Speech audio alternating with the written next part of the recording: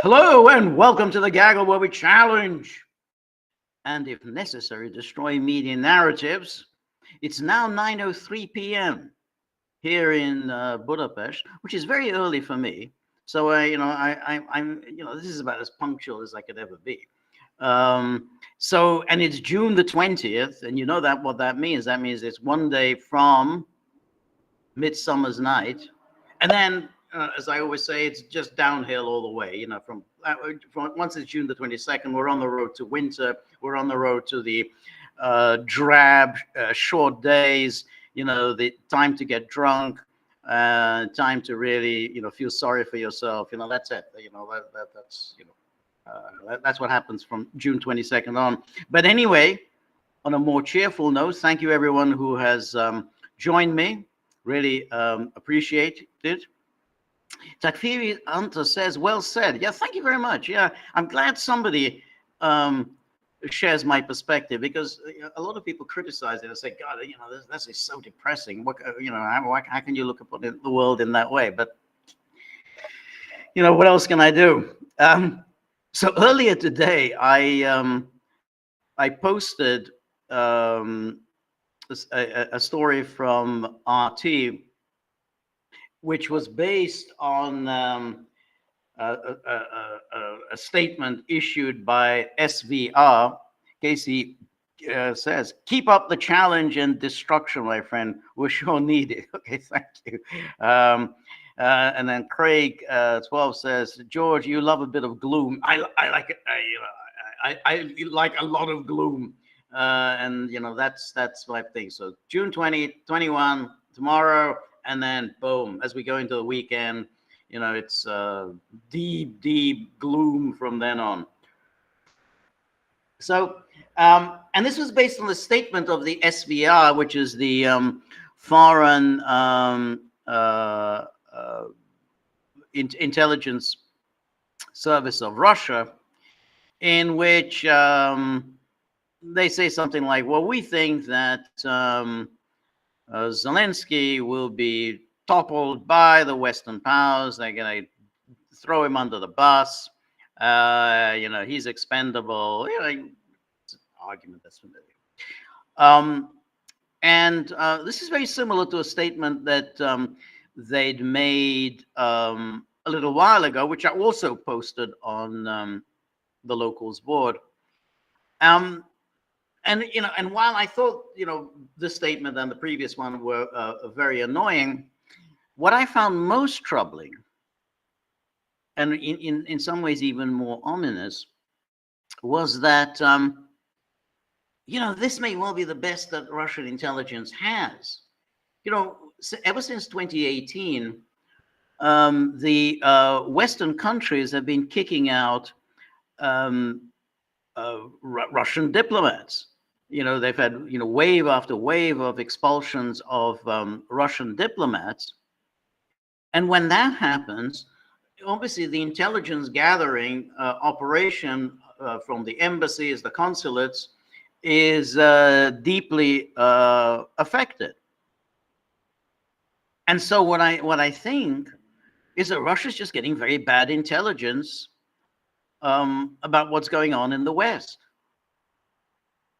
Worse, I suspect that Russia's getting its intelligence by reading Moon of Alabama. I think Russians reading Moon of Alabama, which is, Moon of Alabama has been saying this for years now, that Zelensky is going to be thrown under the bus. The grown-ups are going to take charge, and, they'll realize Russia has won the war, and they'll, sign a peace treaty, and there'll be kumbaya and so on. So that's Moon of Alabama. Scott Ritter has been saying the same thing. McGregor has been saying the same thing, and so one would have hoped that the Russian intelligence services would have other sources of information, and that they wouldn't take their intelligence from Scott Ritter, Moon of Alabama, Alexander Mercouris, Doug McGregor, and the rest of the people who were always quoting one another to reassure one another that at any moment now, the grown-ups are going to take over, the war is going to be brought to an end, and Zelensky, who is apparently the source of all the problems, even though they write that Zelensky is a puppet of the West, but then at the same time, Zelensky is apparently the source of all the problems. So, Zelensky will be pushed under the bus and it'll all be over. It's over. It's like, how many times have you read that tweet? It's over. It's over. It's over. Don't you know? It's over. NATO has given up. NATO's packed its bags and said, it's over. So, if that's your source of intelligence, if you're getting your information about what's going on in the West from the moon of Alabama, then you may be in a lot of trouble. There is no sign that the West is giving up on Ukraine. All the evidence is going the other way. All of it. All of it. From the 60 billion that Congress and Biden signed on to the 50 billion euros that the EU sent a few months ago, to this package that they're going to loan 50 billion a year to Ukraine, and they're going to fiddle around with how the interest payment is made. They're going to take it out of Russia's frozen assets, and they call that Ukraine's interest payments. So all of that would indicate, along with Macron's statements that he's going to be sending French instructors, trainers, whatever, to Ukraine, along with everybody else saying that they intend to, all the NATO powers intend to get more heavily involved in Ukraine. But despite all of that evidence, and let's remember, the issue isn't that Ukraine's going to win this war. Ukraine cannot win this war. That's a given. That's not something that we can argue. We need to argue about. Ukraine is a quarter of the size of Russia. Ukraine cannot defeat Russia. What the issue is that they can keep the war going, so that neither side wins. In other words, keep it going for several years. That's the NATO plan, and there's no indication that NATO has abandoned this plan. The only people who think that NATO has abandoned this plan is Moon of Alabama and Mercurius and all the rest of them. And so SVR, which apparently has no other sources of information, we're doing some intelligence gathering. Anna Marie, always good to see you. Thank you very much for your generosity. I really appreciate that. Let me go to the, it's always fun this have to go to the different pages I have to go to. So let me go to the, back to the locals page, which, let me see what the comments here are.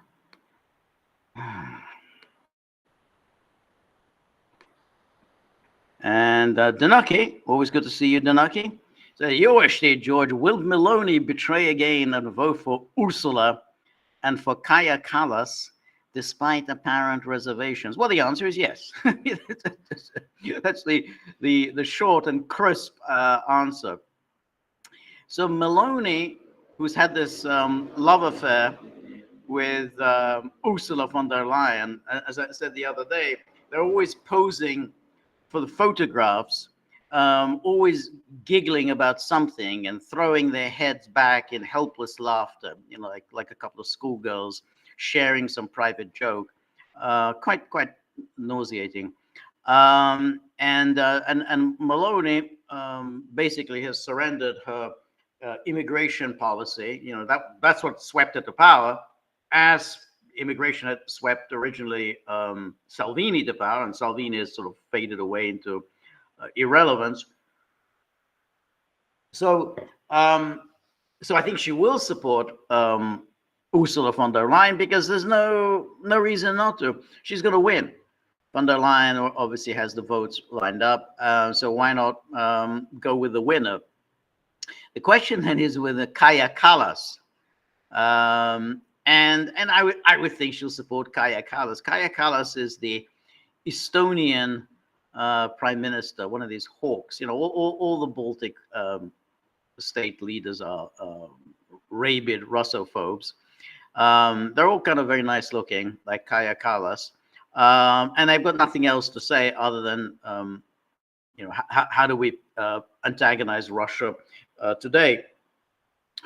What can I do to piss the Russians off? Isn't there a Pushkin monument that I can take down? Maybe can't I sort of rename a square, after Tchaikovsky? Can we sort of, invent some Estonian composer instead of Tchaikovsky? This is how they spend their time.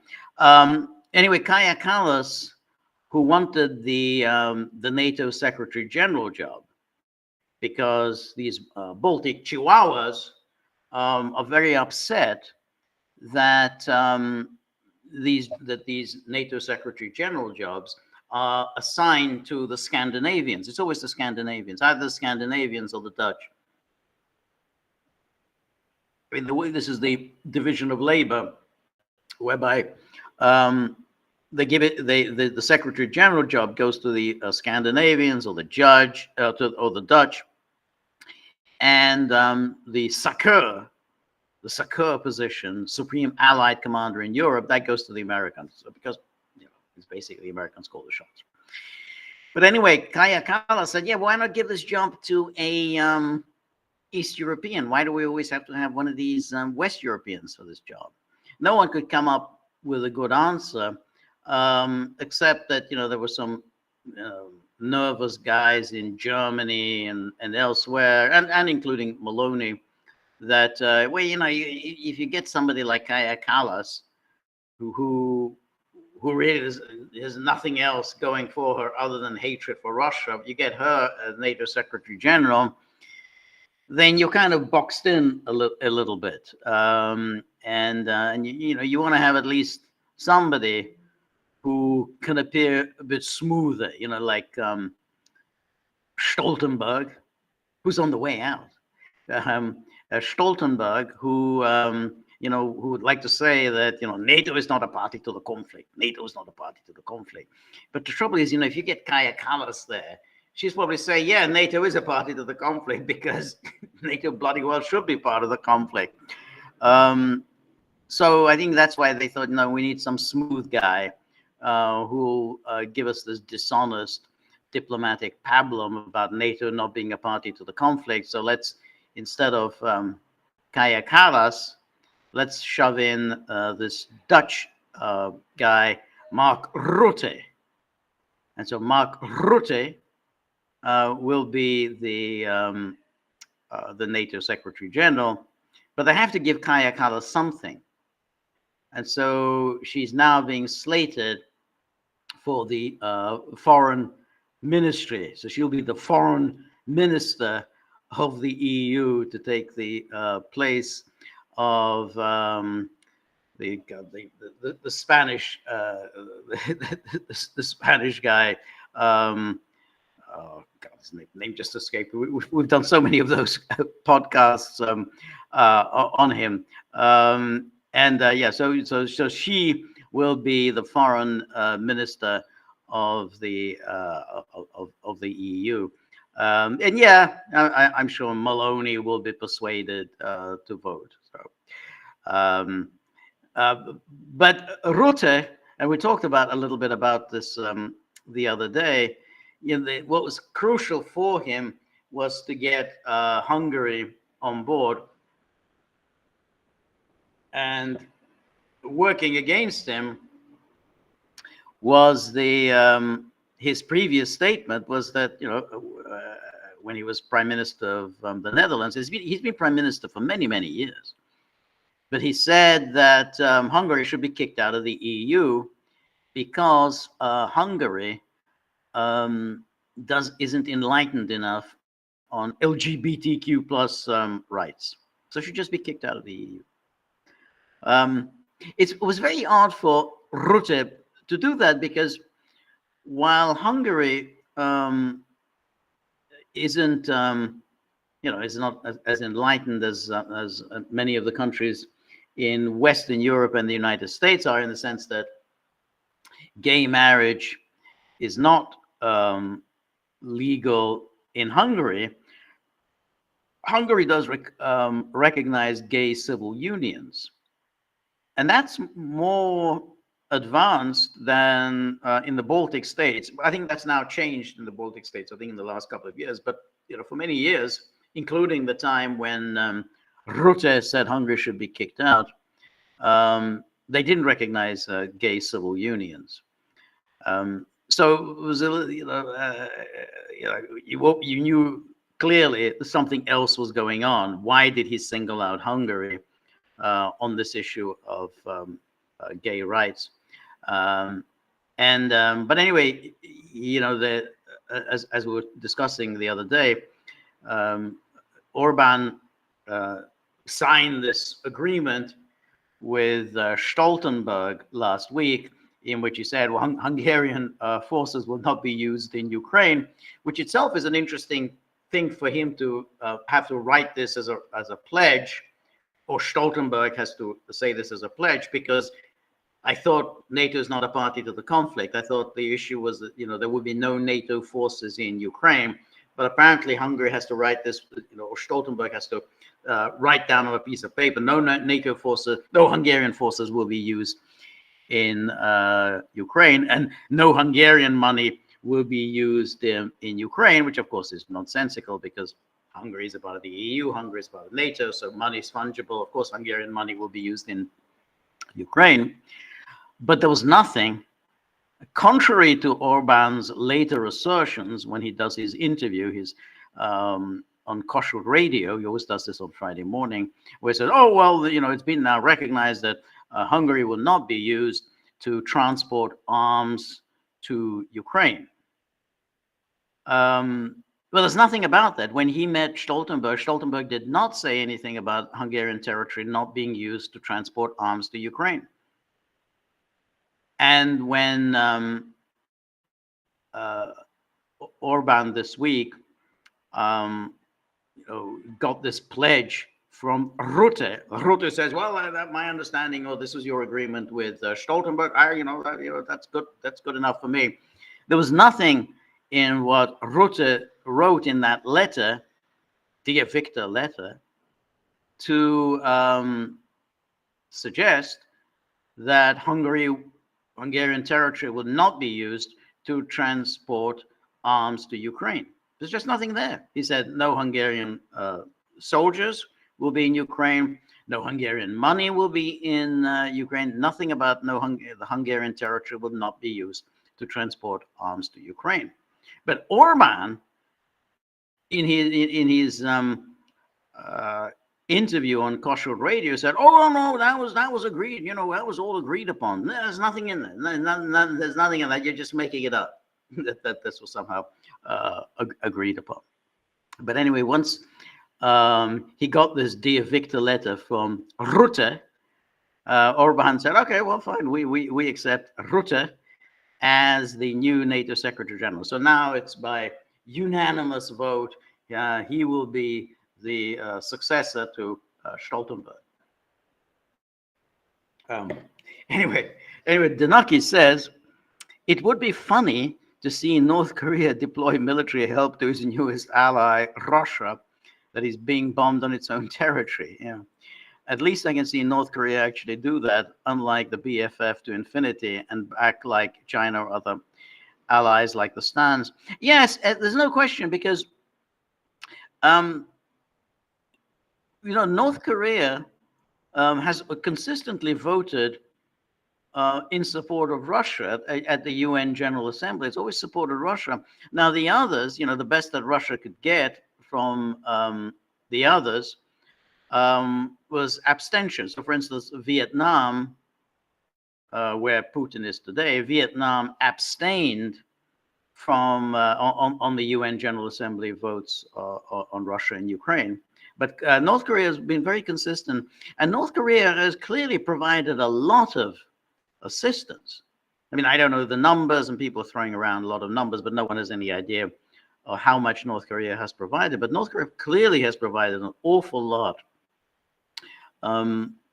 in terms of shells, missiles, and so on. And as you say, there could well be deployment of military power. I mean, I don't see why not, because North Korea has a formidable military, it has a formidable military industrial complex. I think they can make a huge difference. Iran has also made a substantial contributions and provided drones. And that I think is it is very different from these former Soviet republics, the Stans, the Kazakhstans, Kyrgyzstans, and so on, who haven't really done very much.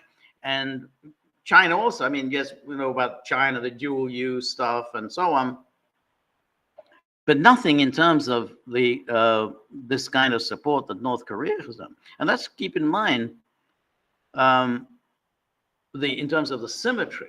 It's not just a question of, well, we provide dual use technology. NATO is not providing dual use of technology. NATO is providing direct military hardware to Ukraine. Serious stuff, tanks, fighter aircraft, howitzers, missiles, medium-range missiles, long-range missiles. So some serious military hardware, not just some dual-use technology, and that's what North Korea is doing. So, I think that's a very big deal. That what North Korea is contributing.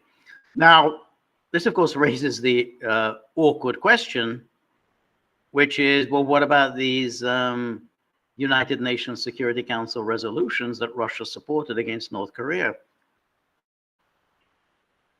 And that's, of course, very awkward for Russia. And Putin yesterday and today said, well, we really need to re-examine them. It makes very little sense and so on. Well, to be honest, they made very little sense at the time. The last of these United Nations sanctions packages against North Korea were adopted in 2017 under Trump, and when Nikki Haley was the U.S. ambassador. And even at the time, and those were the harshest, the most severe sanctions that were applied against North Korea. Even at the time, it seemed very strange why Russia was supporting this. Because Putin knew perfectly well that there was a reason why North Korea has chosen to develop nuclear missiles. It needed it for security. And therefore North Korea is definitely in the crosshairs. North Korea is vulnerable. North Korea had been hinting at leaving the Non-Proliferation Treaty for many years, starting in the 1980s when it started talking about this. It finally did so after the invasion of Iraq. I think it was around 2003 when North Korea finally left the Non-Proliferation Treaty. So Russia knows why North Korea left that Non-Proliferation Treaty. And it's perfectly within the right of any signatory of the Non-Proliferation Treaty. It's within their rights to withdraw from the Non-Proliferation Treaty if circumstances merit it. You can't just simply, well, you're in forever and ever, because circumstances may merit it. And that's what North Korea did. They said the circumstances merit our withdrawing from that treaty.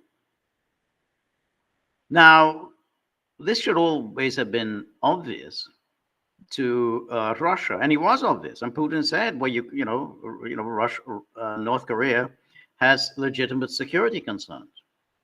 Well, not just that North Korea has legitimate security concerns, but that North Korea wants, if it's going to give up nuclear weapons, it's going to want a lot of security assurances. Obviously, those trilateral security arrangements, those trilateral military drills in the Korean Peninsula involving United States, Japan, and South Korea, that would have to go. And they would have to get a peace treaty. There's still no peace treaty following the Korean War.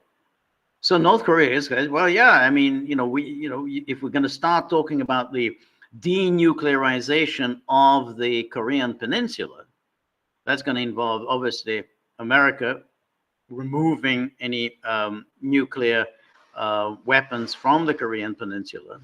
It would also involve the United States finally sitting down and signing a peace treaty, because North Korea needs security. They're not just going to give up their nuclear weapons just like that. And the Russians knew this. So this isn't war. I didn't think of that. Putin knew this. And so again, why did Russia sign on to this? So now Putin says, yeah, they don't really make very much sense. Okay, they don't make very much sense. It's going to be very difficult to remove the sanctions regime. But I guess Russia could just simply violate them and just say, we're not going to adhere to them. But I don't know whether Russia is prepared to go down that path. To just simply say, well, that's it. We're going to no longer pay any attention to the Security Council impose sanctions, even though we had voted for them. So I think it's a little embarrassing, particularly as Russia's been getting the best support it's been getting has been from North Korea. Anyway, let's go back.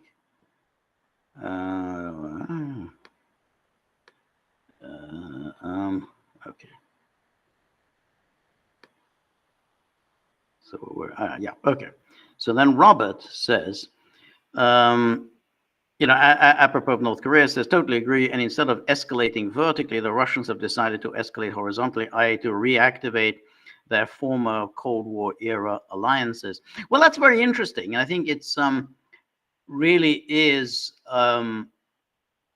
fascinating the extent to which Russia has now essentially revived its Soviet era foreign policy. I mean, it's actually even sounding like the Soviet Union sounded. So, they talk about, we helped you in your war of liberation in 1950 to 53, and that was into North Korea. And then Russia said this about Vietnam. We helped you in your fight against the imperialists. So Russia now completely identifies itself with the Soviet Union and Soviet foreign policy. And Russia does the same with Cuba. The friendship that we developed, and there was that as if somehow this is all a consistency with the Soviet era. And that I think is quite a transformation. In other words, he's really abandoning really any pretense that that Russia foreign policy now is in any way different from the Soviet foreign policy. And indeed, in Putin's speeches about Western aggression, Western imperialism, exploitation, the global South, the people escaping imperial oppression. I mean, all of it sounds exactly like the statements that were made in the Soviet era. So I think it's quite interesting. And I think, as Robert said, it's what they've done is they've reactivated their former Cold War era alliances, and the conversations that they have with the Vietnamese and the Koreans is entirely so, yeah, like we're all friends, and we have the common enemies. Anyway, Robert, then, thank you so much, Robert. I really appreciate your generosity. He says, George, could you say a few words as to how and why Turkey wound up in NATO? From what I read on Wikipedia, it sounds like the USSR was instrumental in supplying the Mustafa Kemal faction the supplies and arms he needed to gain control of the remains of the Ottoman Empire and to found the new country of Turkey. You're absolutely right, Robert. I mean, the Kemal had very good relations with the Soviet Union. The Soviet Union really pursued this policy of what they call supporting bourgeois nationalism, because they thought that they could use the bourgeois nationalists against the Western imperial powers. And that's why, while they didn't think much of Kemal's ideology, they saw that, what they call bourgeois nationalism, modernization, it was a historic phase in which the bourgeoisie takes power, and we have the bourgeoisie, when they take power, they embrace kind of a nationalism, and that will eventually make way for proletarian universal socialism. So they thought, Kemal was that phase of bourgeois nationalism, but that they could use his nationalism, his kind of anti-Western attitudes to their advantage. They did the same thing with Reza Pahlavi in Iran. So Pahlavi, who was the Shah's, was he his father or grandfather? Though I think maybe he was his grandfather, the Shah Pahlavi. So they saw him also as a kind of, as a modernizer, again bourgeois nationalist, and in conflict against the Western powers, the Western imperialists. So this was really at the heart of Soviet foreign policy. But Turkey had played a kind of a somewhat ambiguous role in World War II, and Stalin, while he obviously wasn't going to call Turkey, Kemal was already dead by then, but the Kemalists were in power, so he had to then decide, well, what to do about Kemal, because look, the Soviet Union had supported the Montro Convention. So the Montro Convention of 1936, which kind of recognized, Turkey as an important player. This is part of the bourgeois nationalism. Turkey would control who has access to the Black Sea via the Dardanelles. So that, that really elevated Turkey's position. So they basically got this really honorary position of that they would decide which ships and which powers would have access to the Black Sea via the Dardanelles. And so, in the Soviet Union, they signed on to the Montro Convention of 1936. But then, after World War II, and the scale of the Soviet victory had become apparent, and because Turkey had basically not at all been on the anti-Nazi among the anti-Nazi allies, so Stalin said, well, why should Turkey go on controlling the Dardanelles? Why should Turkey get to decide which warships are allowed to enter the Black Sea, which powers are allowed to use the Dardanelles Straits? And that was a little awkward, because it's not like Stalin was saying, well, I think we, the Soviet Union, should control the Dardanelles. He said, no, we should bring it under international control. It should be the international powers, basically the Allied powers, should take over the Dardanelles after the war. And this caused a lot of difficulties among the British and the Americans, because essentially they would be signing off on the Soviet Union really having a say as to which ships are allowed to use the Dardanelles. So this was shelved. The whole issue of who's going to control the Turkish Straits was shelved. No one really did anything about it. And Stalin really never pushed the issue. He could have done, but he didn't push the issue. And then, once the Cold War broke out, and which came pretty soon after 1945, then no one was going to discuss it anymore. So, in effect, by default, the Montro Convention stays in place, and Turkey still gets to control which ships can enter the Black Sea. Now, once that happened, then of course the Americans pushed for Turkey to join NATO, because it's a key piece of real estate, and hey, they're the ones who control who gets into the Black Sea, and the Americans wanted to control the Eastern Mediterranean, and so Greece and Turkey they weren't among the first of the NATO members, but very early on, I think around 1952-53, both Greece and Turkey were inducted into NATO. It was also kind of interesting because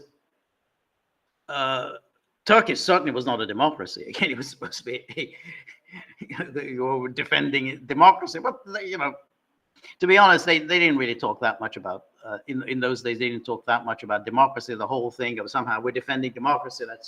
That came later. In the early days, it was just simply, we have to defend against the aggressive Soviet Union. But Turkey was not a democracy. God, I mean, I don't know when one would call Turkey a democracy. And of course, for some of the time as well, Greece wasn't a democracy either.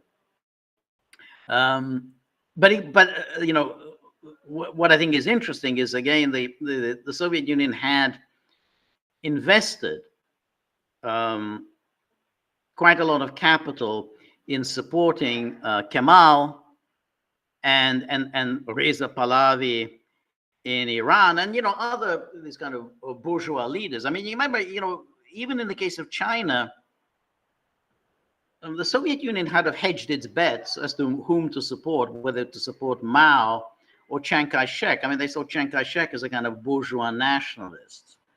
And they, various times they thought it might be more useful to us to support Chiang Kai-shek than Mao. So that was the way the Soviets were thinking. But after the war, and after the colossal victory, they thought, well, we need to collect our winnings, and therefore we should get a prize. We should take away the Dardanelles from Turkey, and let's bring it under international control. And to be honest, it's always seemed much more sensible to me. I don't see why Turkey should get to have all this power as to who has access to the Black Sea. Now, by and large, Turkey has acted responsibly and has never abused its power. But I don't see why it should have this position. Anyway, Cynthia, always good to see you, Cynthia. Thank you very much, Cynthia, for your generosity.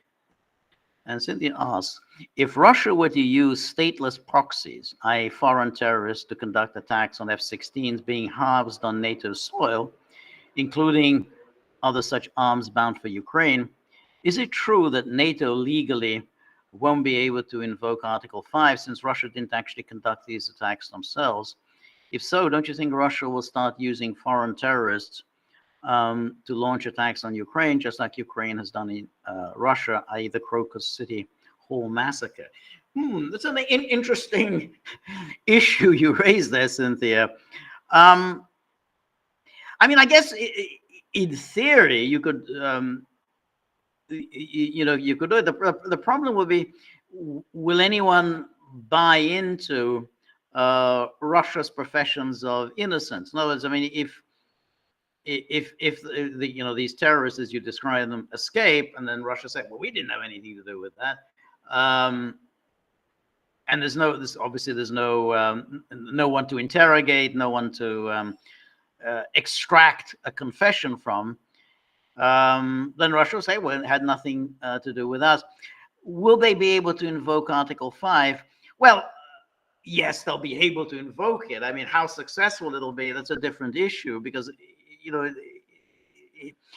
Article 5 has only ever been invoked once in the aftermath of 9/11, and it wasn't really that difficult. It wasn't a big deal because I mean, nobody was on the hook, at least in Europe. Okay, well, fine, we'll support the United States, but this will be a little trickier, and therefore, NATO probably would accuse Russia. And the media will, of course, immediately repeat, yeah, Russia was behind it, whatever, even if you, say it was individual terrorists, these are terrorists who were on the Russian payroll. That the media will tell us this without, they won't have any evidence, but they'll tell us this. And they'll say, yep, let's invoke Article 5. The problem with invoking Article 5 isn't just the terrorist aspect of it, but that if these F-16s are on foreign airfields, and if they're being there with a view to their being used against Russia, then it's very hard for NATO to claim that this is an act of aggression, an unprovoked attack.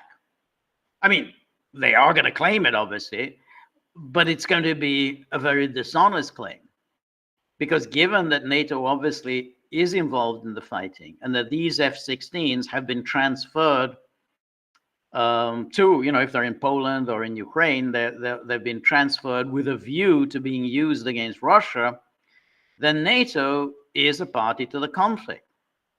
And if NATO is a party to the conflict, then it's hard to claim that Russia's attack on these military targets in NATO land is an unprovoked attack, which is what they're going to try and say. I mean, Article 5 is predicated upon Russia launching an unprovoked attack on NATO territory. In other words, an act of aggression out of the blue. But if Russia, if NATO is involved in this fighting in Ukraine, obviously is. I mean, there's plenty of statements made by Stoltenberg, despite his constant thing, we're not a party to the conflict. It's clear NATO is a party to the conflict. Then NATO is in violation of Article 1 of the North Atlantic Treaty. Article 1 says, hey, you can't engage in any conflict outside of NATO territory. In other words, you can't. That's what makes it a defensive alliance. That's what NATO has to resolve all disputes with non-NATO powers by exclusively peaceful means. So if NATO is involved in a conflict in Ukraine, which is not a member of NATO, against Russia, which is not a member of NATO, then NATO is obviously in violation of Article 1 of the North Atlantic Treaty. And if you're in violation of Article 1, you can't very well then turn around and say, well, Article 5. Well, when I say you can't, NATO will try, but we'll see what happens then. I mean, you've got 32 member states. How many of them will buy into the Article 5 claims? Well, chances are most of them will. All the hotheads who are longing for war with Russia, they'll sign on to it. What will people like Orban do? Well, maybe Orban would just simply say, yeah, all right, well, include us out. NATO wants to go to war, let NATO go to war, but we're not part of it. Just include us out. And presumably Fico of Slovakia will say something similar. Fico seems to follow Orban on this. So I guess they will do it. I mean, the legal basis for it is ridiculous, completely flimsy. But that's I think they just got to go ahead and do it. So as they've been violating their own charter for years and years, without anyone actually raising any of these issues. I mean, bombing Yugoslavia was a violation of its charter. Bombing Libya was a violation of its charter. The involvement in Ukraine is a violation of its charter. So yeah, they don't care. So yeah, they're going to scream, yeah, Article 5, Article 5, and presumably, enough of them will just go ahead and we'll have this disaster on our hands.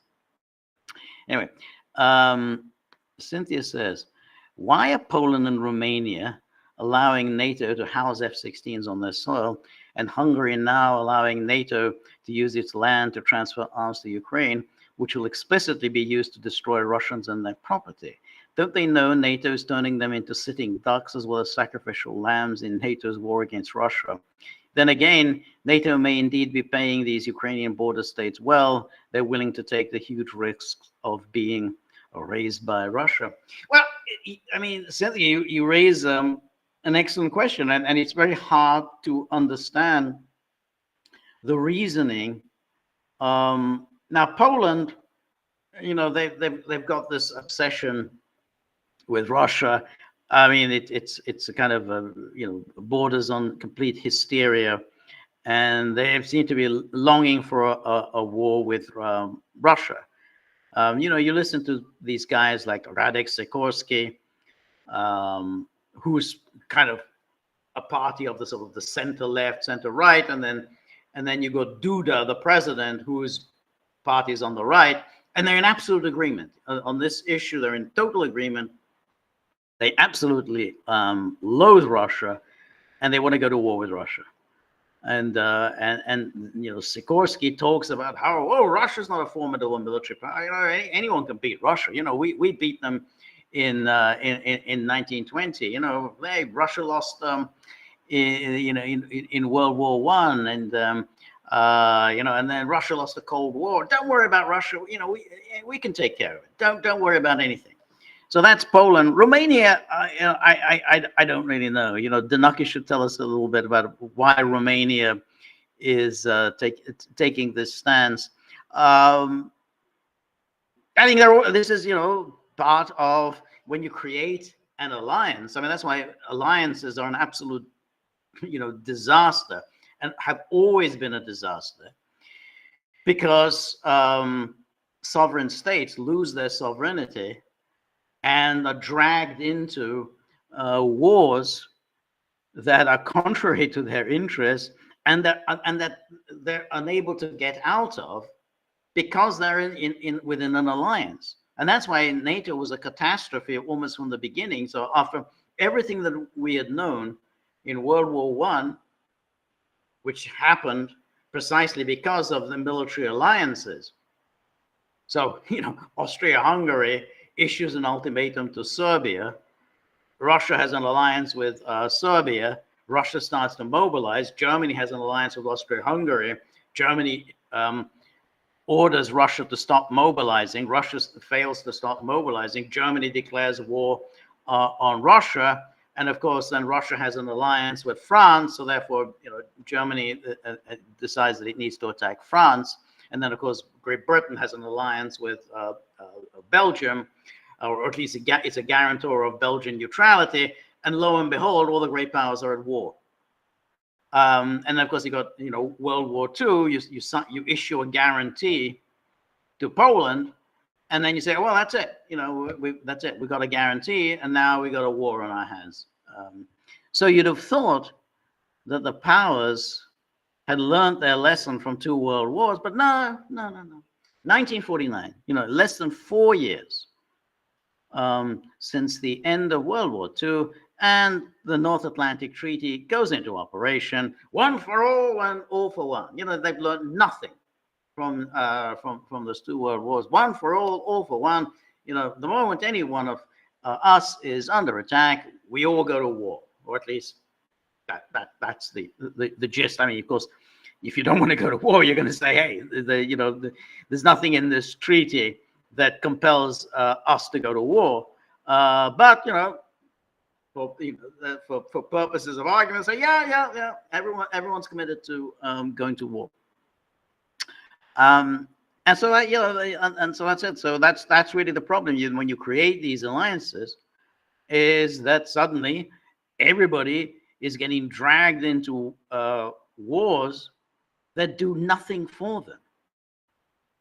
I mean, you think of, Poland and Romania. I mean, maybe they think they're going to get a piece of territory out of Ukraine. Well, they're not going to do it. I mean, because the Americans aren't going to give them anything. Poland just wants to defeat Russia. The worst possible reason to get into a war, but that's Poland. But as for Romania, it's what goes on in their minds, or what goes on in the minds of the leaders of the Czech Republic.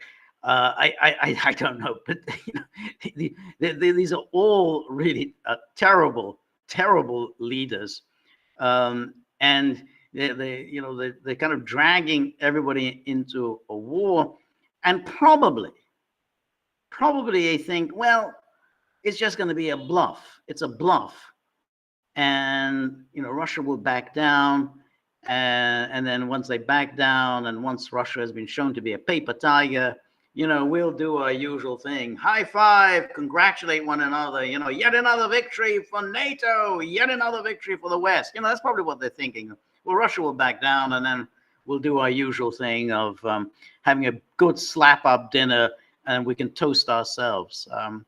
I think probably that's the way they're thinking. No, it won't come to a war. It won't come to a war. Anyway, Cynthia said, also, will Ukraine, having F-16s and other such warplanes to attack Russia and Russian-held territories, improve its odds of defeating Russia? I don't think so. I really don't. I mean, as far as I can see, I mean, the F-16s could be useful in tactically. I mean, if you use them tactically in Ukraine in order to support ground operations, I think that makes sense. I mean, I think you having air power to support your ground operations makes sense, and I think Ukraine was suffering from when it mounted its so-called counteroffensive, that it didn't really have the air power to support its ground operations. So I think F-16s are helpful for that. But in terms of strategic bombing of Russia, that doesn't make any sense to me, because Russia has pretty strong air defense systems, and it doesn't make a lot of sense to use these very expensive aircraft to enter Russian airspace, where they will probably be detected and shot down by the Russian air defense systems, and they're expensive. That's a lot of money that's going to be destroyed every time they shoot out of the sky an F-16. When you have the missiles, I mean, that's the whole point of having the missiles. I mean, you can do the missiles; they're a lot less expensive, and you can launch missiles into Russian territory, and you don't lose any pilots. I mean, if you have F-16, then your F-16 is shot down, then you've lost some pilots as well. So, that's the only thing that makes sense to me, is that they're going to use it tactically. How successful it'll be, I don't know. It's very hard to know. But I'm assuming Ukraine will launch yet another offensive, whether it's going to be later this year or whether next year. But I imagine Ukraine will launch another offensive, and then we'll see. We'll see whether they'll have more success this time than they did last time. I hope that it will be unsuccessful, but I'm pretty sure that they will launch an offensive. I mean, it's the way the Americans think. I mean, the Americans giving them a lot of money, a lot of hardware, and they're going to want something in return for this investment. And I think they will want to see some kind of an offensive, and that I think would be the reason for the F-16s.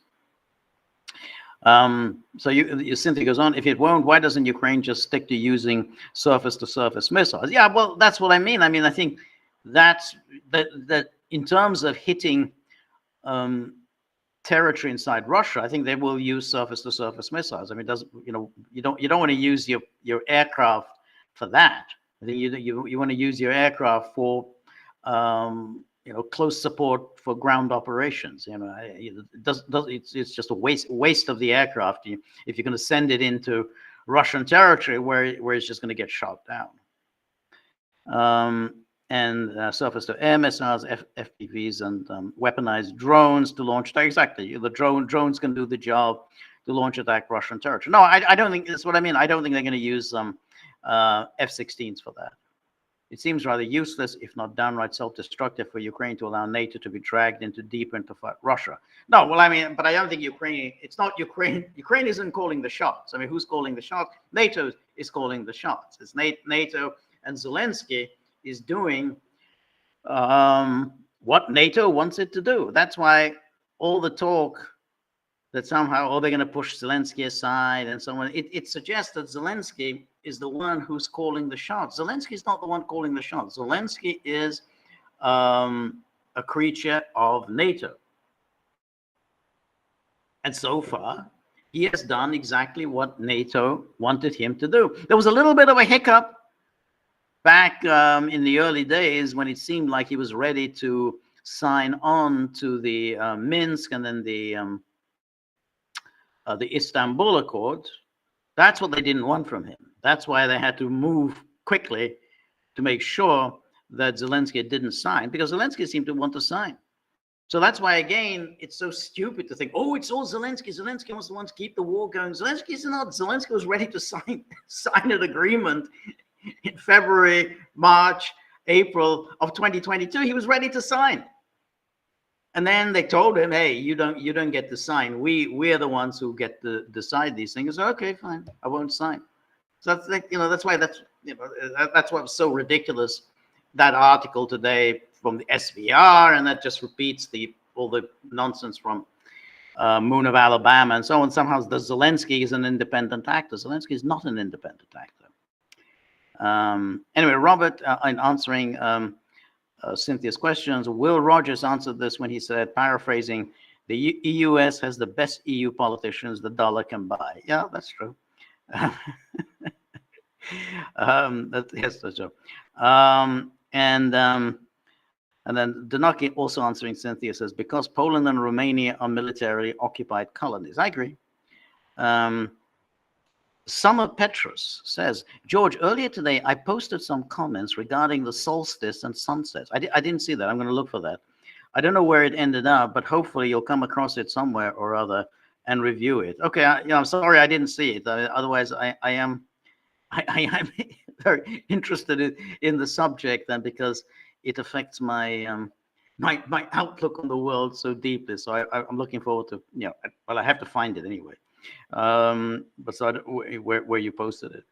And then Takfiri Hunter says, George is right. Zelensky has followed orders from his masters in the USG UK. 100%. Why get rid of him? Yeah, exactly.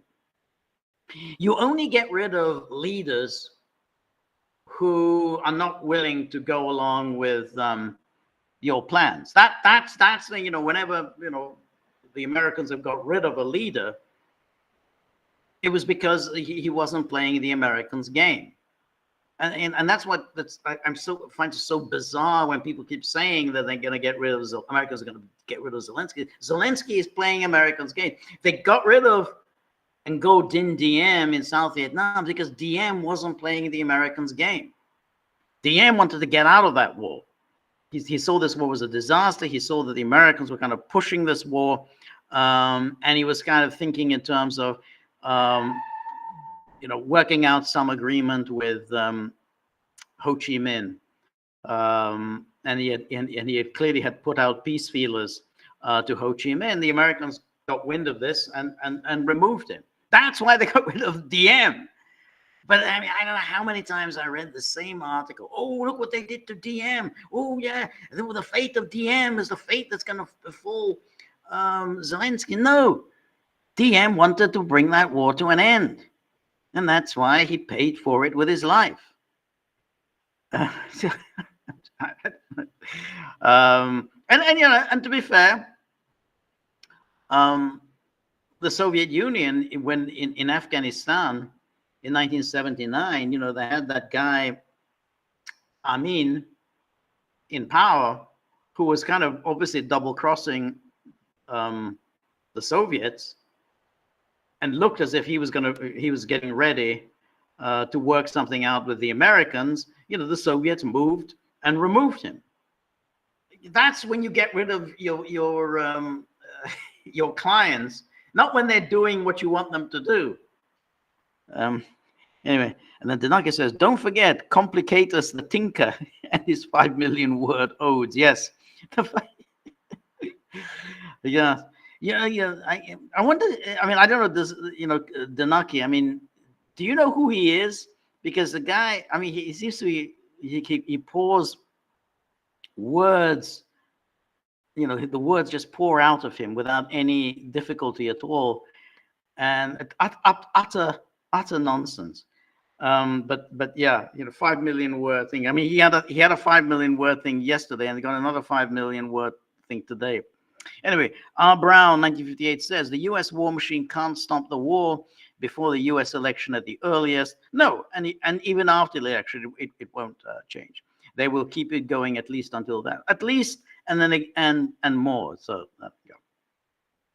Tech Theory Hunter says Ritter is over. The USG has put out his lights. Ritter should move to Russia with his wife. She comes from Georgia. It's funny, Ritter has never talked about his passport after the feds took it. The USG shot a warning shot over the bow of Ritter's ship, letting him know next time is jail. The sex case is a sort of Damocles hanging over Ritter's head. Yeah, I mean, I don't know what happened there. But you're right in that it's interesting that Ritter has not brought up the subject again. And then there is the aspect, which and again, I don't know about this, but there's the colleague of Ritter's who is in Russia and who arranged for this trip to Russia. It was a 5-week trip, so he was paying for this 5-week trip for Ritter, and he was arrested by the Russian authorities. And it was after this arrest by the Russian authorities and the seizure of Ritter's passport that Ritter then got on to Napolitano and told Napolitano, don't come. So Napolitano was in on this thing as well with this odd guy in Russia who's now under arrest and accused, I think, of bribery or whatever it is. So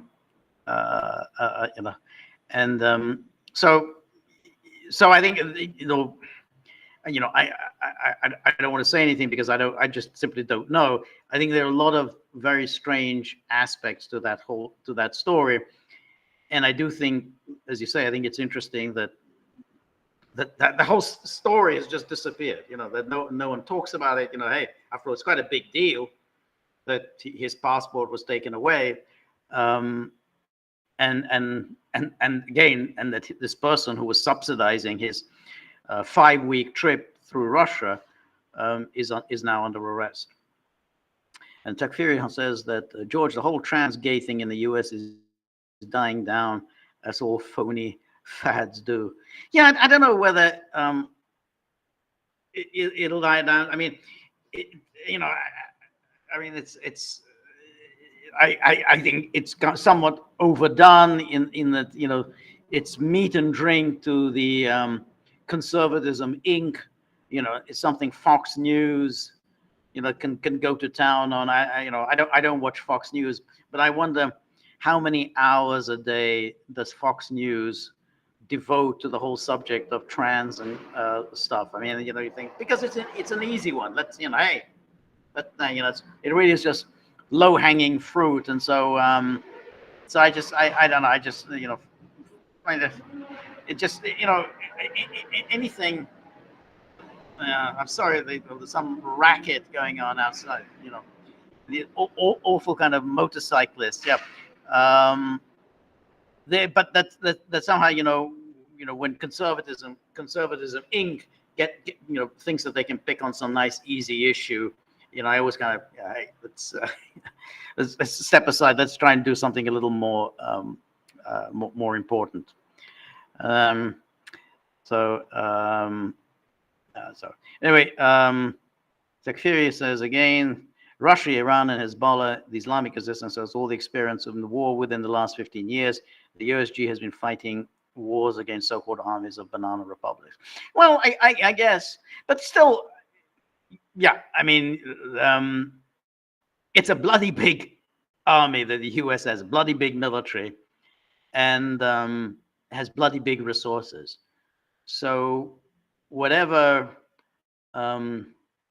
initial failings that the United States would likely to suffer if there was indeed a shooting war anywhere. Yeah, initially I think the US would probably fare very poorly, but they can fall back on the resources that they have.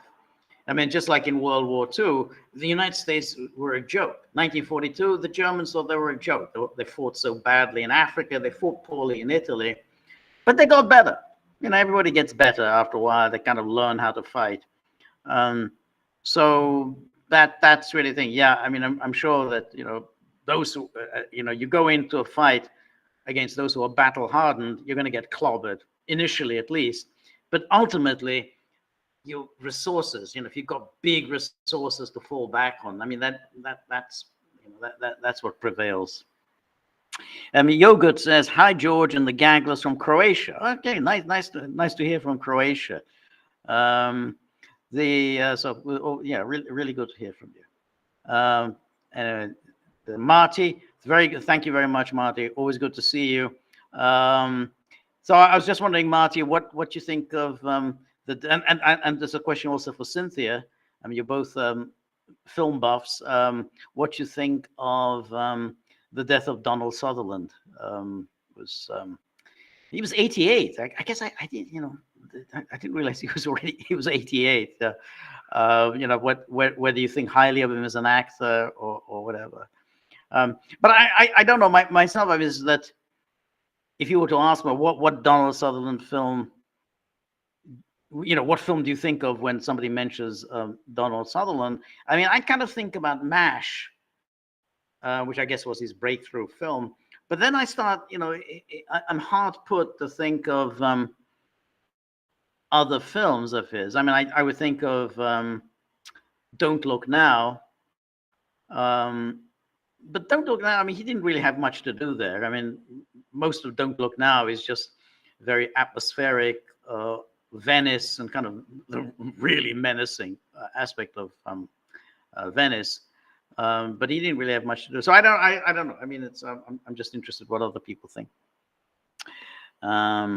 Anyway, Rob Brown says, great point on alliances. George, alliances are created to prevent the last war, but usually trigger the next one. Yeah, I agree.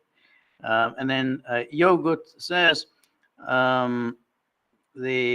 what's China's play in all this? In my view, they seem to be laser focused on doing diplomacy or any kind of soft power projection exclusively by proxy. How does this help them in any way secure their spot in the global order? I agree with you. I think so that China mostly seems to want to get on with everybody, and they don't want to upset the apple cart.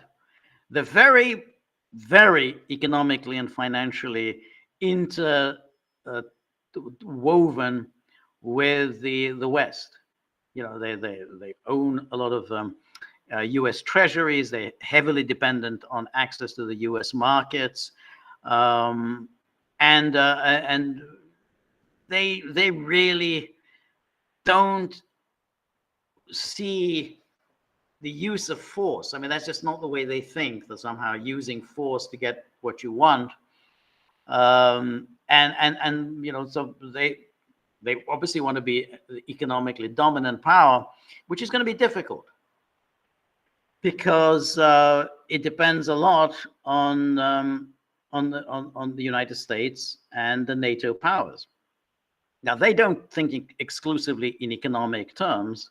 They obviously use economics and finance to coerce other powers, but they also use force against that. Now, Russia also essentially realized that there came a moment when it had to use force in the case of Ukraine. I mean, they saw exactly what NATO was doing. They saw the NATO expansion. They knew exactly what NATO expansion was about. Why was NATO doing it? NATO is doing it in order to encircle Russia.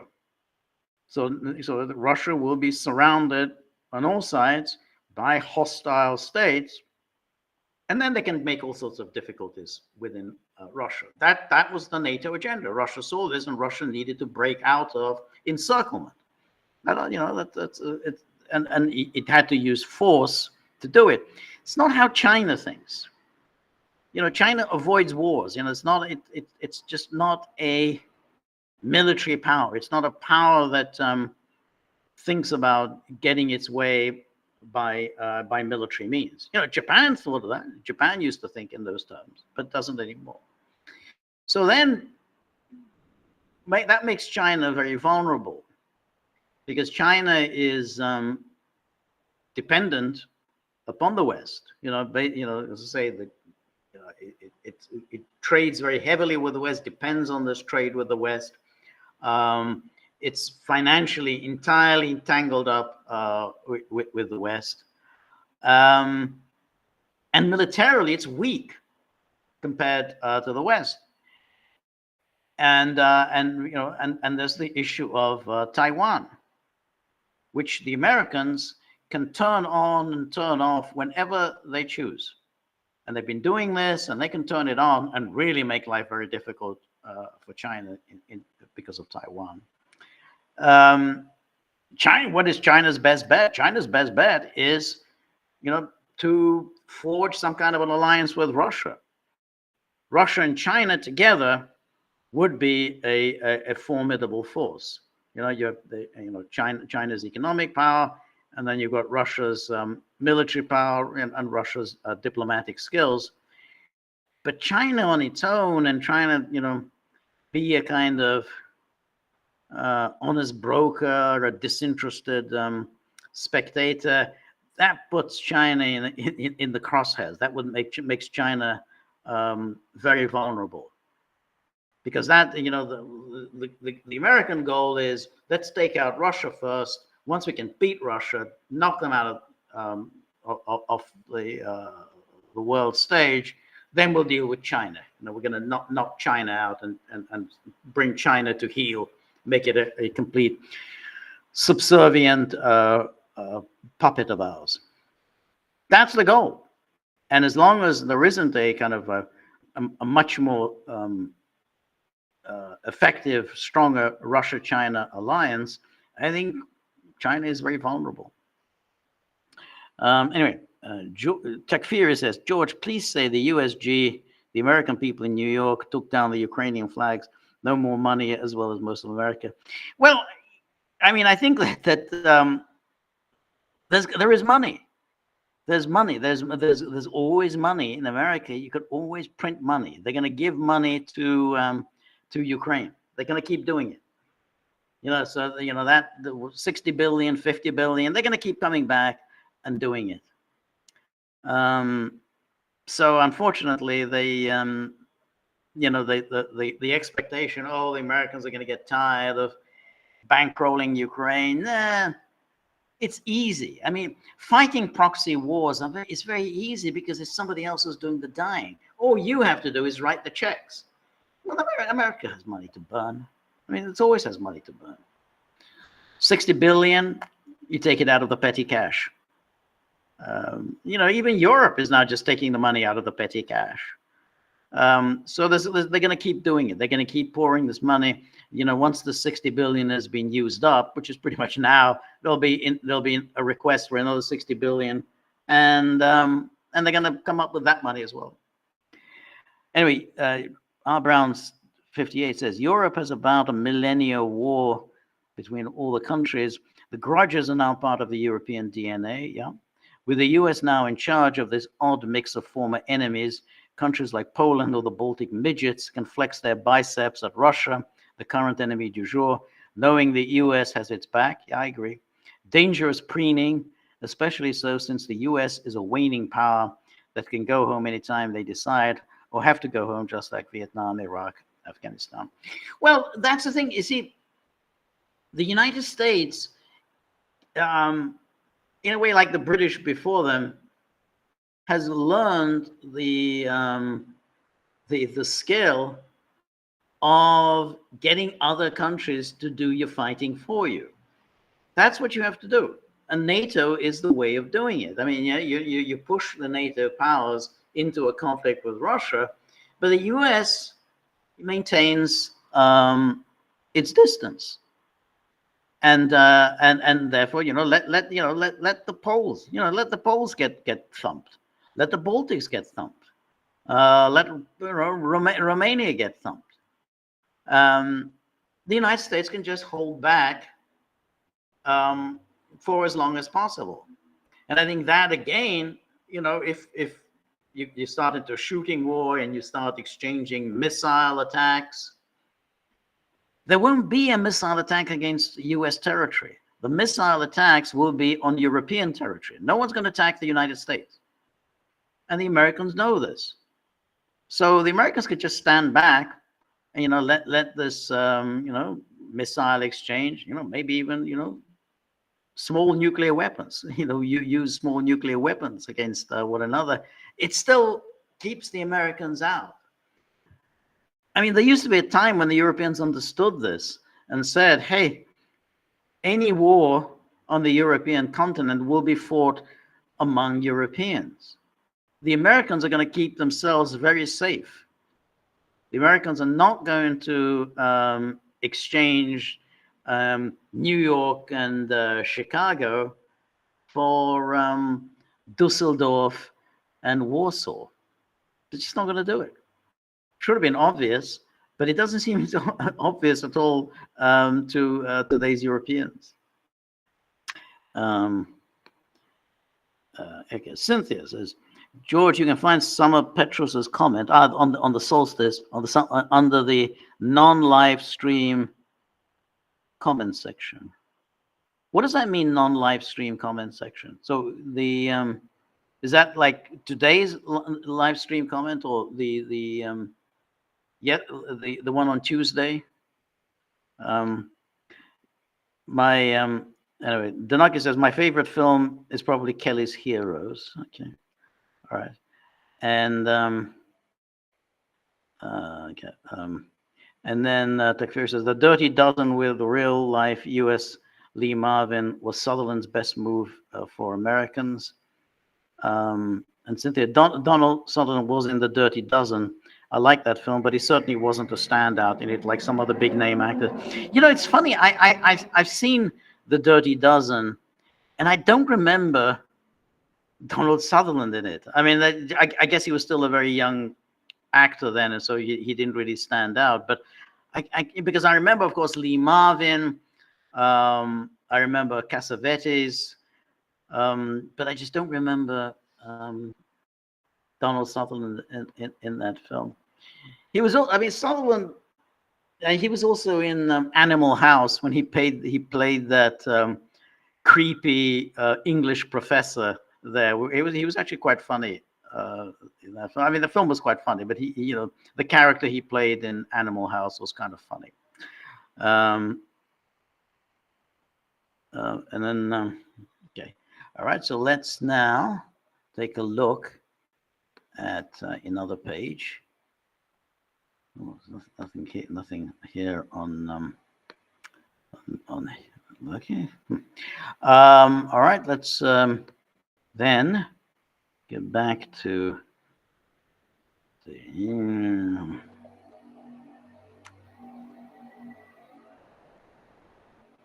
Yeah, let me see. Oh, yes. Okay. Let me just go back to. This is on back on the YouTube page. Not the YouTube page. The Rumble page.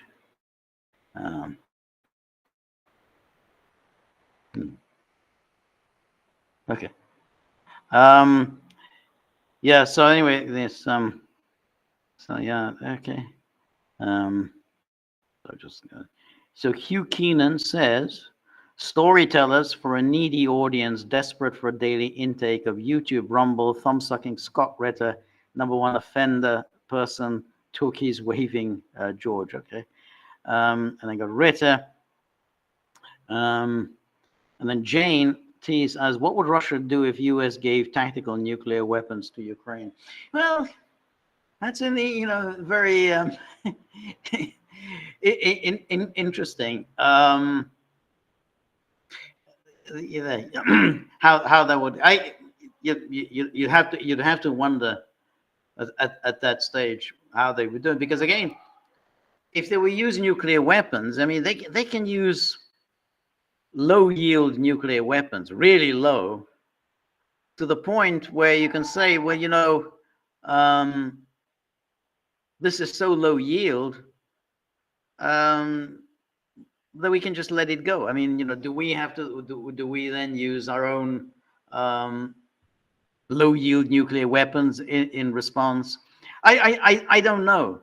But Putin was talking today about, well, we may have to change our posture, nuclear posture, because the Americans, are thinking in terms of low yield nuclear weapons. So maybe we think about it. So then you kind of wonder, well, is there a point when the nuclear weapons are so low yield that they're just indistinguishable from conventional weapons? And then again, if that's the case, so what?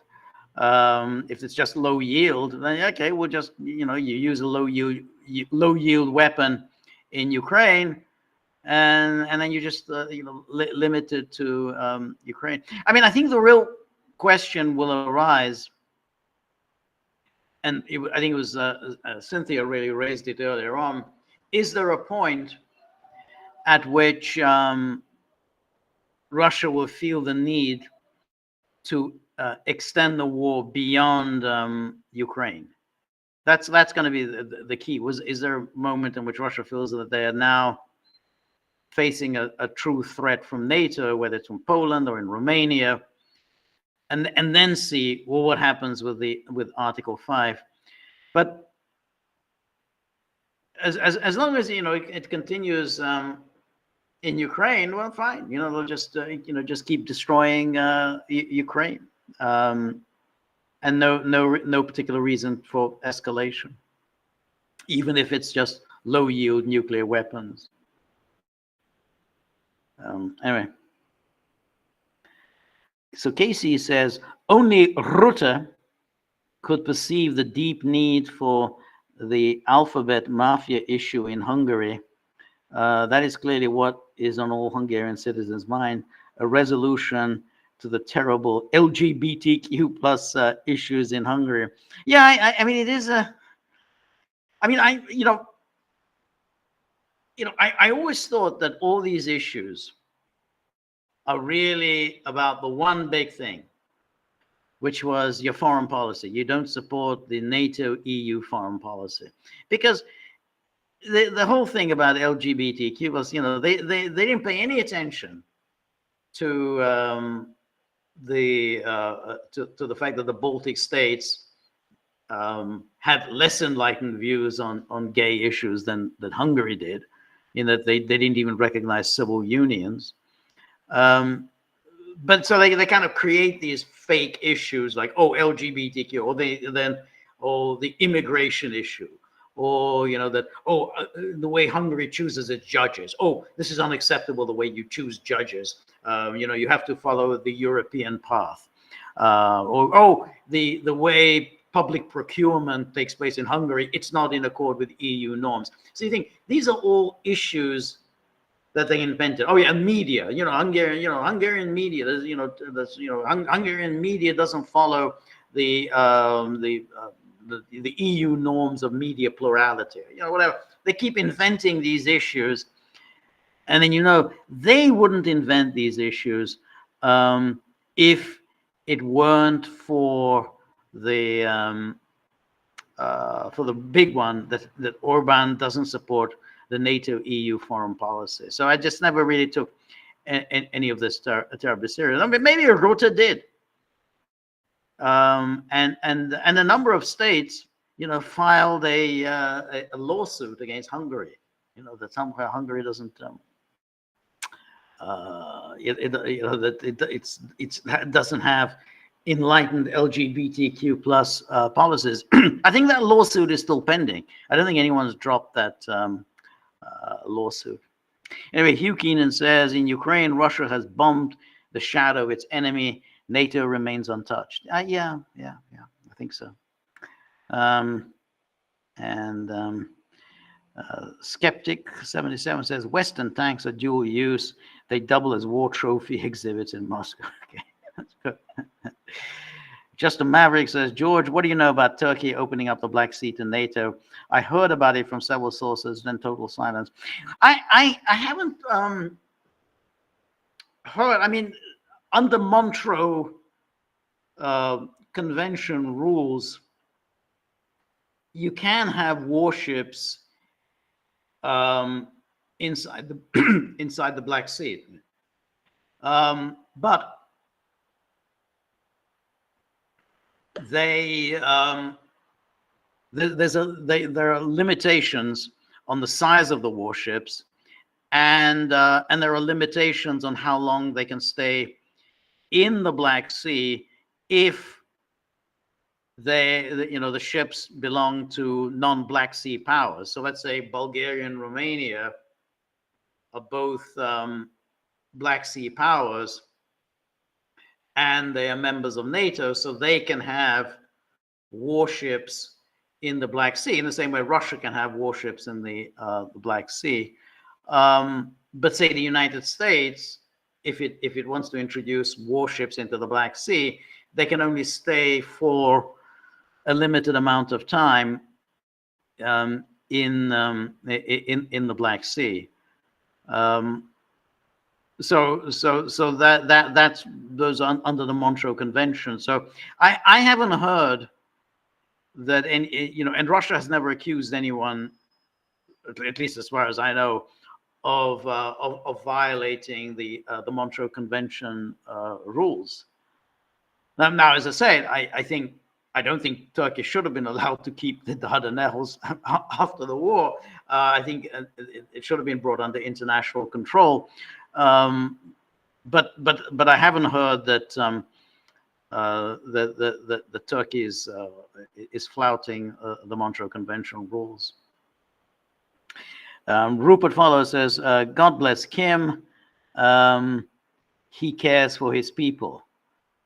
Yeah, no, I think it's fair. Takfiri says Russia, Iran, and Hezbollah. Oh yeah, we talked about that. Justin Maverick says North Korea will never give up its nukes. No, I don't think so. I mean, there's no incentive, and their experience of the Trump years would suggest to them that, well, the Americans weren't serious. We had this big meeting with Trump, and we had a nice lunch, and what did we get out of it? I mean, we had a lecture from Trump about building all kinds of real estate in North Korea. Hey, you could become a really cool place. You can build all these hotels and casinos and so on. It'll be a really cool place in Pyongyang. This is all nonsense. You didn't address the issues, and then you had John Bolton, who was the national security advisor at the time, who said, "Yeah, we're just going to do the Libya thing. We'll bring some trucks, and pack the nuclear weapons onto the trucks and drive out. I mean, it wasn't serious. So they're not, that's never going to be tried again.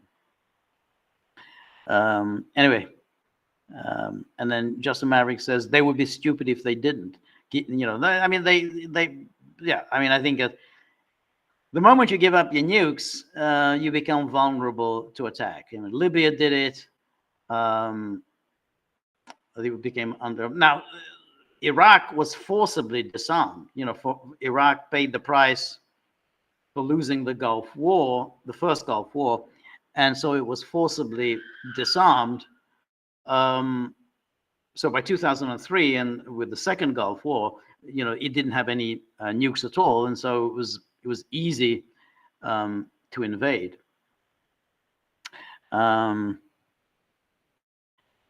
Rupert Follow says, why should Russia's foreign policy be any different from Soviet times just because they have privatized a part of the economy? Well, I mean, I think it's an excellent question. The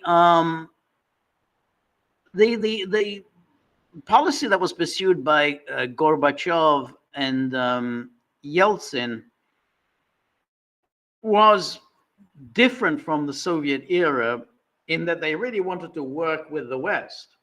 I mean, they really took seriously the ideas of partnerships with the West. And they really did seem as if they were willing to abandon its former allies, namely Cuba, Syria. And so, it's like the leaders like Gorbachev and Yeltsin essentially were thinking in terms of, well, we're now going to be a part of the West. And so therefore, we're going to look upon the world as a Western power. And that's what, geopolitics, we're going to be part of all these international institutions, and we're going to use these international institutions to impose our dominance on the rest of the world. And we're going to be a part of that. And then, of course, they, after a while, they realized that that was never the plan, that if Russia was going to be a part of these international institutions, it would have to be very much in a subordinate capacity, would not be the equal of the Western powers. The other thing is that, of course,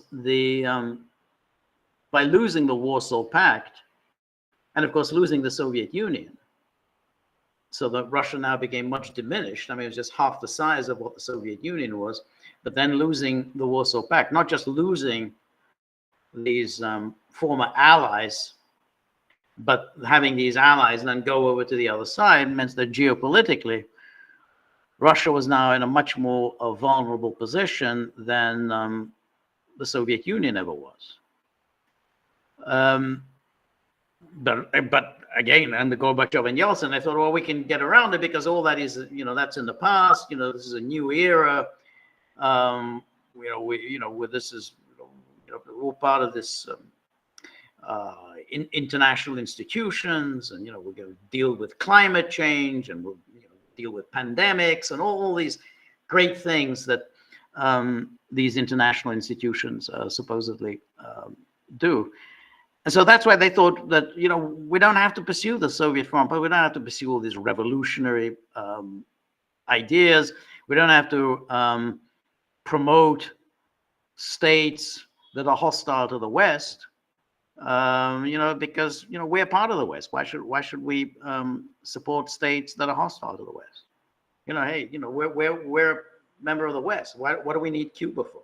What do we need Nicaragua for? What do we need Syria for? What do we need North Korea for? That was in the bad times, the Soviet times, when we needed all these states and we used to promote them to make life difficult for the West. And so that was the new thinking promoted by Gorbachev and Yeltsin, and Putin has completely abandoned all that. And Putin now sounds like a Soviet leader. When you listen to the speech he gives in Pyongyang, the speech he gives in Hanoi, it sounds like a Soviet leader. That's exactly what Brezhnev would have said. We're supporting your revolutionary struggles. You were brave revolutionaries who throw off the yoke of the imperialists. That's not the way Gorbachev would ever have spoken. That's not the way Yeltsin would ever have spoken. Not the way Putin would have spoken. That was not the way that Putin used to speak. Putin now speaks in exactly the way Soviet leaders spoke. Use exactly the same kind of language. We helped you in your revolutionary struggle. We helped you. In other words, it's completely identified now with the Soviet Union. We Russian leaders, we are the people who helped you along with the Soviet leaders. Anyway.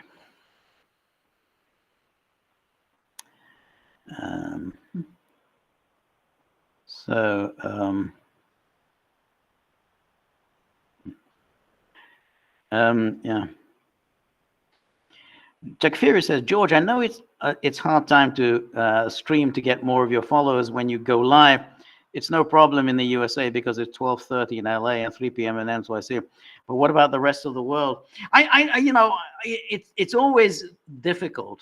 I don't think this is a particularly great time, even in the USA, because it's the middle of the day. People have got things to do in the middle of the day. But if I were to do it later, then it would be I'd probably be a little bit tired, and it would be just a little difficult to do it. But it might. I don't know. It might make more sense to do it later in order to get a more of an American audience. Anyway.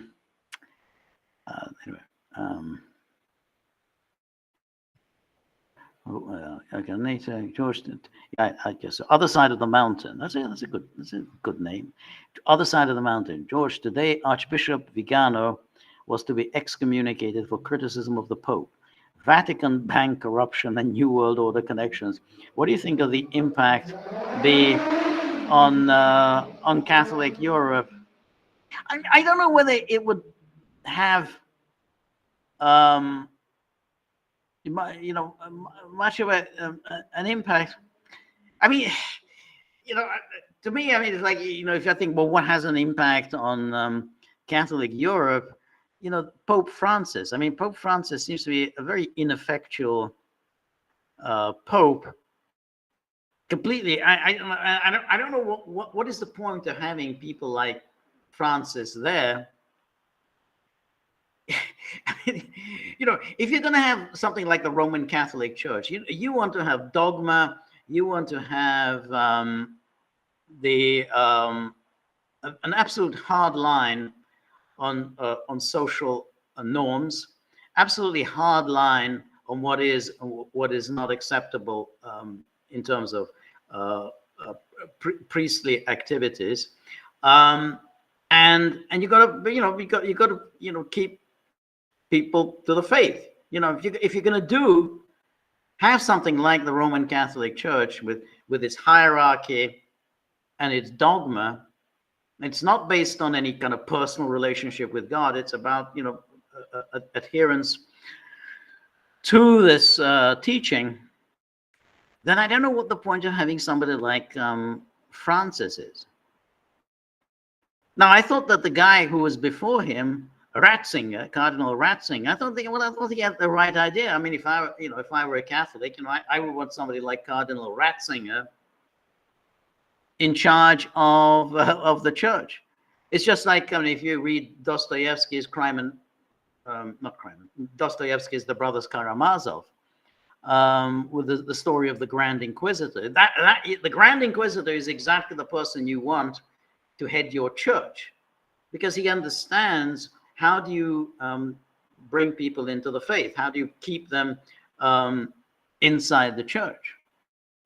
But when you have someone like Francis who makes these absolutely ridiculous, useless, ineffectual statements, undermining Catholic teaching, confusing the faithful, he's confusing Catholics, then I don't see the purpose of it. Now, I don't know the machinations that took place within the church. Why did they get rid of Ratzinger and replace him with Francis?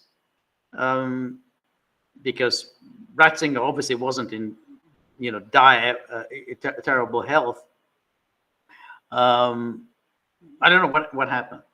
But I think Francis has done absolutely nothing for the Catholic Church, and the stuff that he peddles now is just even on something like, again, whatever your views may be on LGBTQ plus whatever ideas, that's not the Catholic teaching. Catholic teaching is very specific and addresses these issues very, very specifically. It's not something, oh, we don't have any ideas about. The Catholic Church has very strong ideas about that, but Francis isn't the one to do it. So, I don't. The Catholic Church is a kind of just a mystery. I don't understand why they chose this man. I mean, I understand why they chose Pope John Paul II. Even though I don't like him and I don't like what he did, particularly what he did on Poland, particularly what he did on Yugoslavia. I think he was bad news, but that was a clear project on the part of the Catholic Church. What they did by making him Pope. And I understand why his successor was Ratzinger. I don't get the Francis thing. Maybe somebody can see what was the point of replacing Ratzinger with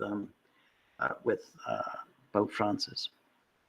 But again, that that's the last person you want to lead the Roman Catholic Church. And imagine, Biden rubbing foreheads with him.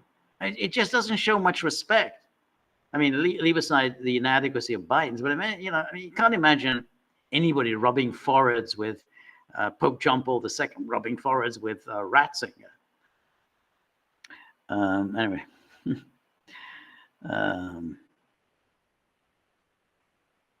Iron Candy says, awesome content, bad camera. Well, I'm sorry about the bad camera. I mean, what's wrong with the camera?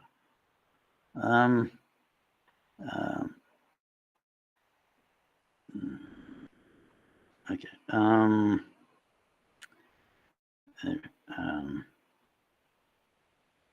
So.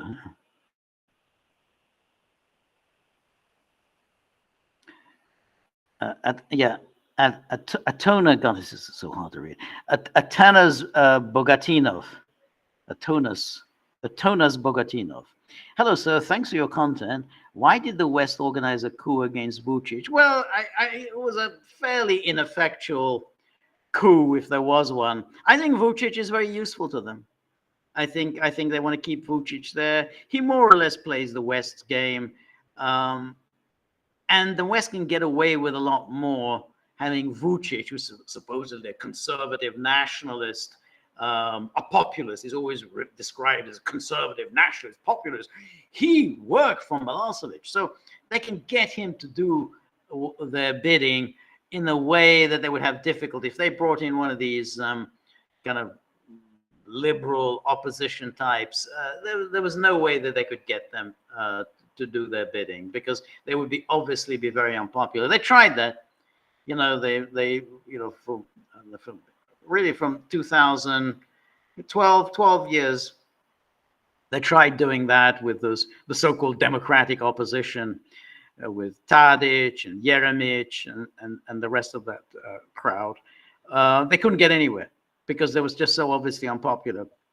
They were obviously acting so contrary to Serb national interests that the Western powers realized that, well, we have to get somebody else in, somebody who has conservative nationalist credentials, and we can get them to do our bidding. And that's why they picked Vučić. That's why I don't think that this attempt to overthrow Vučić was serious. But I do think that they probably have something on Vučić. What I mean is that they have probably a record in Interpol of all kinds of criminal activities. Who knows what goes on in the Balkans? There's all sorts of what is gun running, drug running, migrants running, whatever. They probably have some damaging material on Vucic that they can take out of the drawer at any time if he falls out of line. Hey, you got an indictment here. Sorry, you need to report to the Dusseldorf prosecutor's office, because basically the prosecutor in Dusseldorf has issued an arrest warrant for Vucic. So, that's something they have up their sleeves, much, rather than a coup, which is very, very risky. If you get somebody in there who's going to be very unpopular, then it's going to have a real problem. Anyway, so other side of Montro says Sutherland in 6 Degrees of Separation. Yeah, I know. I didn't like that film, but that's not his fault. I just didn't like that film. And 1900.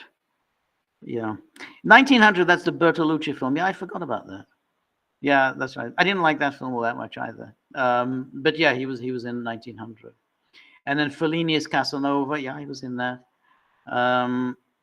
Okay, that's there's a substantial films. Okay, so Danaki says, he's got it. This is his comment. This is about the Summer Petros's comment.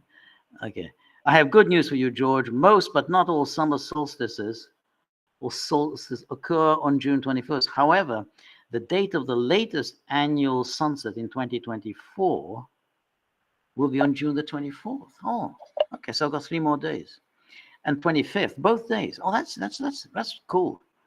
Therefore, the long shadow cast by June the 21st, the longest day, is broken. Huh. So so that means this is the 24th. I've got another 4 or 5 days of not feeling utterly horrible and despondent. Okay, that's nice. Incidentally, the date of the earliest sunrise occurs before the solstice around the 14th of June, but I don't believe that affects you in the slightest. No, I don't care about sunrise. That's not the one. It's the sunset that gets me. I can't take short days. It's that awful. Anyway,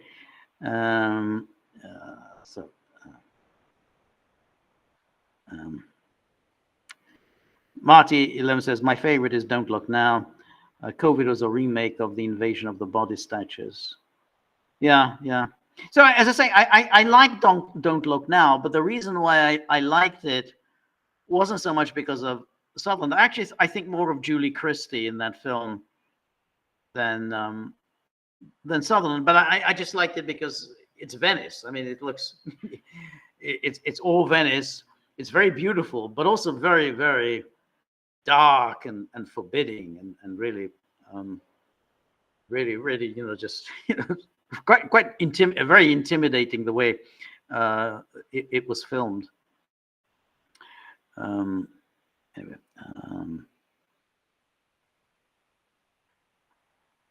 okay, so Robert says, as I recall, Sutherland's first major role was in Clute. No, Clute was made in 1972. So that was already after MASH. MASH, I mean, that's the one I think of as his first major role, and that was 1968. But he was in The Dirty Dozen, but I don't even remember him in Dirty Dozen, so it couldn't have been a huge part.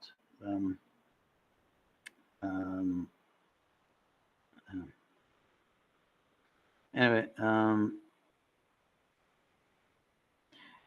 Cynthia says, it's weird, George, because sometimes these comments automatically get shifted over the live stream comments as soon as you start the live stream. But for some reason, it didn't happen today. Yeah, I don't get how it works. I really just don't. So, okay.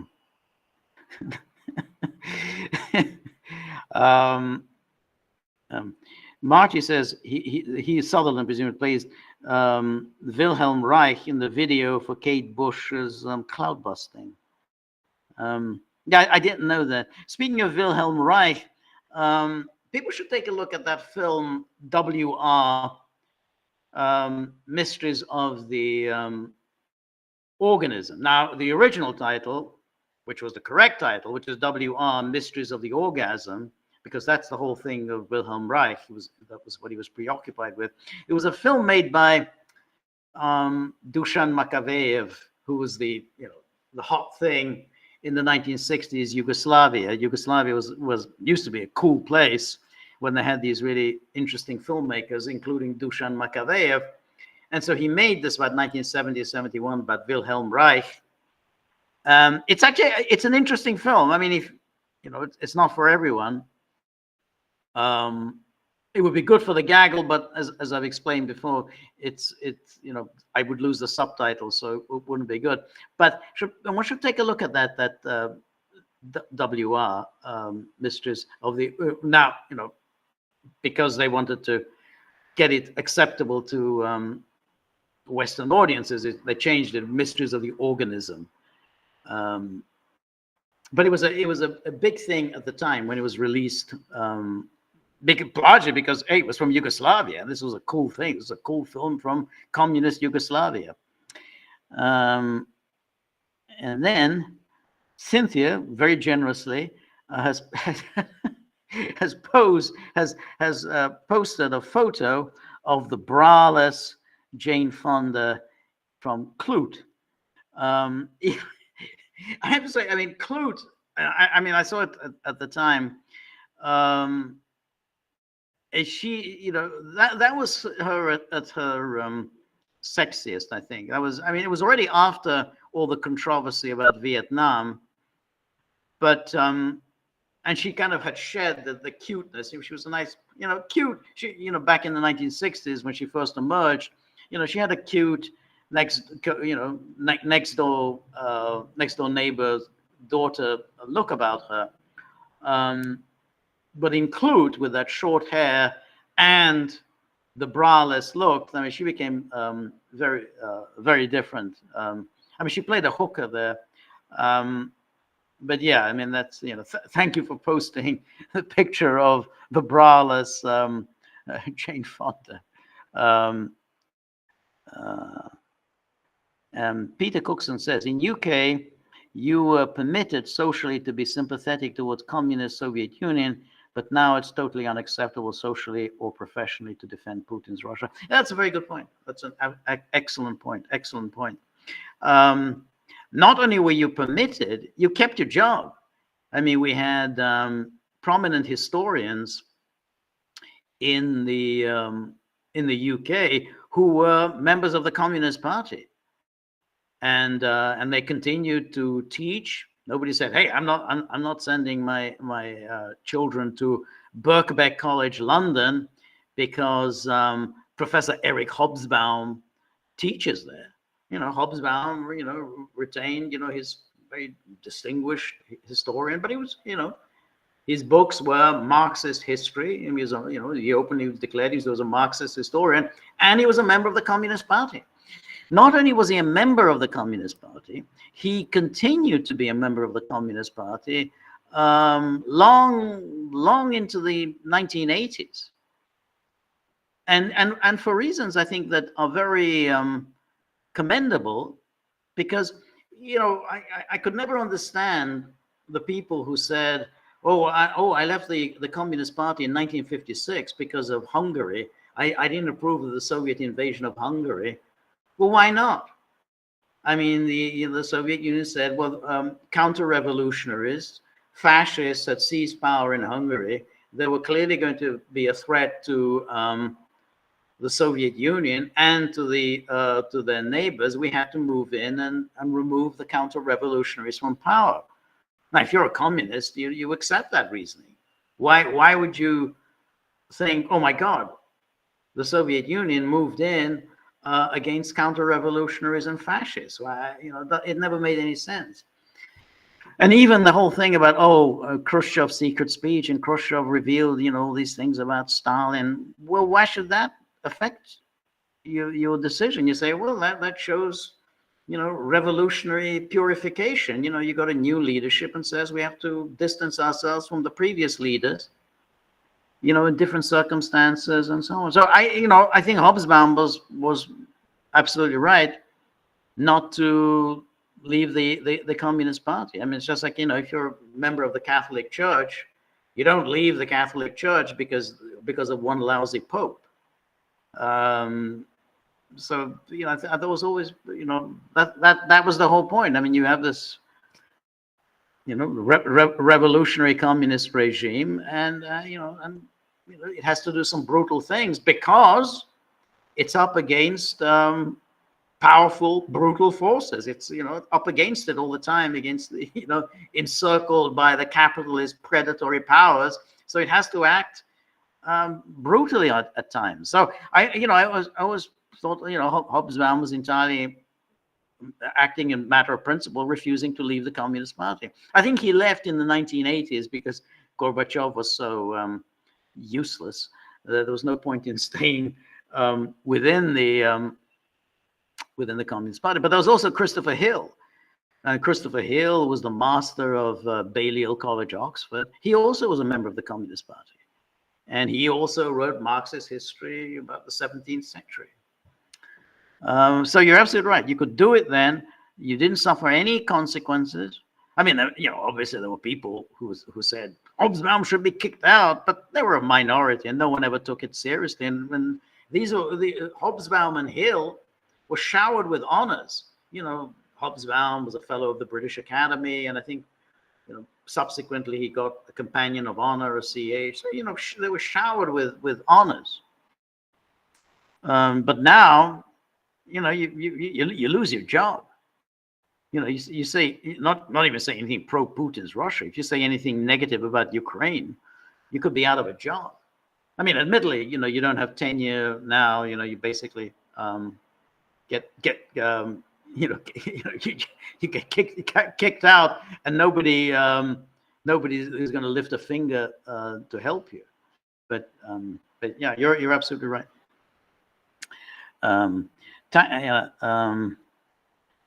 Takfiri Hunter says, October the 7th, change me forever. I'm sick of Garland, Nixon, Ritter, Judge Nappy, Larry Johnson, Colonel McGregor, Danny Haifon, the Duran, Sputnik News Podcast, all they cry babies. Yeah. Well, that's a good list there. Anyway, Summer Petro says, I think I'm right in thinking that at the Potsdam Conference, it was President Truman who wanted international bodies under the UN to control access to all straits, not just the Dardanelles, but also Gibraltar, Malaccas, the Danish Sound. He thought this would lessen the impact of geopolitics and strengthen world trade. There was talk about this, but there was never really, no one really ever moved seriously. I mean, you're right. There was talk about this or control of all of the these international waters, but it just was no one really pursued it seriously, and no one really wanted to give the Soviet Union any say in this.